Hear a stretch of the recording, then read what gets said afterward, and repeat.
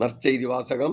தூய லூக்கா எழுதிய நற்செய்தியின் வாசகம் 24ஆம் அதிகாரம் 35 முதல் 48 வரை உள்ள இறை வார்த்தைகள். அக்காலத்தில் சீடர்கள் வழியில் நிகழ்ந்தவற்றையும் இயேசு அப்பத்தை பிட்டு கொடுக்கும்போது அவரை கண்டுணர்ந்தது கொண்டதையும் அங்கு இருந்தவர்களுக்கு எடுத்துரைத்தார்கள். சீடர்கள் இவ்வாறு பேசிக் கொண்டிருந்த போது இயேசு அவர்கள் நடுவில் நின்று, உங்களுக்கு அமைதி உரித்தாக என்று அவர்களை வாழ்த்தினார். அவர்கள் திகழுற்று அச்சம் நிறைந்தவர்களாய் ஓர் ஆவியை காண்பதாய் நினைத்தார்கள். அதற்கு அவர், நீங்கள் ஏன் கலங்குகிறீர்கள்?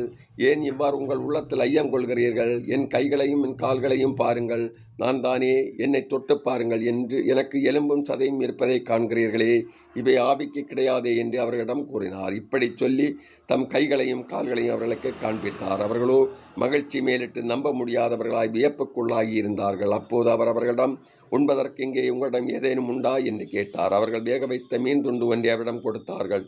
அதை அவர் எடுத்து அவர்கள் முன் அமர்ந்து கொண்டார்.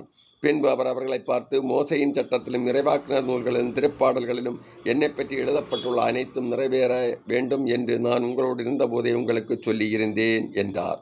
அப்போது மறைநூலை புரிந்து கொள்ளுமாறு அவருடைய மனக்கண்களை திறந்தார். அவர் அவர்களிடம், மெசியா துன்புற்று இறந்து 3ஆம் நாள் உயிர்த்தெழ வேண்டும் என்றும் பாவ மன்னிப்பு பெற மனமாறுங்கள் என எருசலேம் தொடங்கி அனைத்து நாடுகளும் அவருடைய பெயரால் பறைசாற்றப்பட வேண்டும் என்றும் எழுதியுள்ளது.